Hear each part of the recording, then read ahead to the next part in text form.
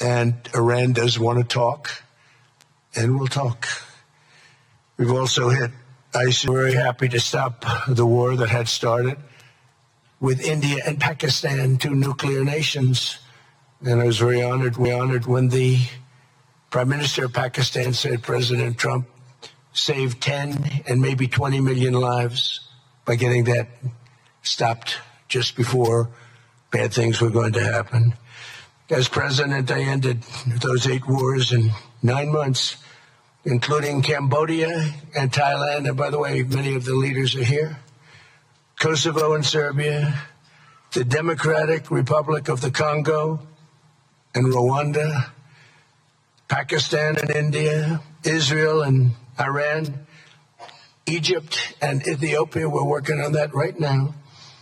I met yesterday with a very good general and a very good leader of Egypt. We're working on a dam that was built, which precludes the Nile River from getting water. It's a little tough situation, but we'll get that settled. I really had it just about settled in my first term, and then we had a rigged election. Took me out of commission for a little while, but here I am back. We'll get it settled. But it's a pretty tough situation. A dam was built, and the water doesn't come down to the Nile. When I think of Egypt, I think of the Nile, but I think of the Nile with water in it. Armenia and Azerbaijan, a lot of these leaders have become my friends. They become my friends. They're here. And, of course, the war in Gaza, which is really coming to an end.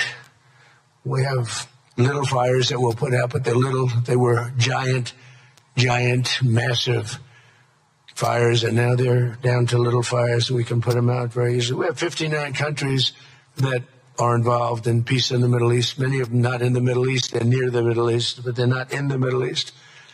And many have said that if Hamas doesn't do what they promised they would do, and I think they probably will, but they were born with rifles in their hands. They were literally born. The first day they had a rifle put into their hands, but they have to give up their weapons. And if they don't do that, it's going to be the end of them. But many countries have told me we want to go in and do it. And they really aren't countries that you traditionally think of as being involved in that. But that's a fire. Hezbollah in Lebanon, we have to do something about that. But these are, I call them remnants. They're small remnants compared to what it was before. It was massive, large, powerful countries fighting each other. In another great victory for the ultimate goal of peace in June, we obliterated Iran's nuclear enrichment capacity with Operation, we call it Operation Midnight Hammer. And it was midnight, it was dark, no moon, and every single one of those bombs from the B-2 bombers hit the air shafts and went deep into the earth and totally obliterated everything that they were doing. They were 2 months away from having a nuclear weapon. We can't let that happen. And Iran does want to talk, and we'll talk. We've also hit ISIS in Syria, and very strongly, as you know. In my first administration, I took out al-Baghdadi, the founder of ISIS, and he was trying to start it up again because due to the tremendous talent of General Raisin Kane, as I call him, he wiped out ISIS in a period of 3 weeks in my first term. You know, we had a great first term, but the second term is, I think, blowing it away, actually. But we took out ISIS, and we had it was gone. But during the Biden administration, it formed again a little bit.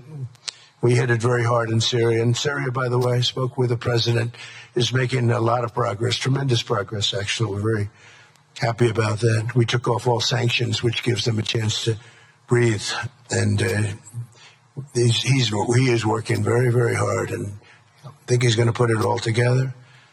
So many things are happening, many good things. Threats to Europe and America, the Middle East, and other places are really calming down.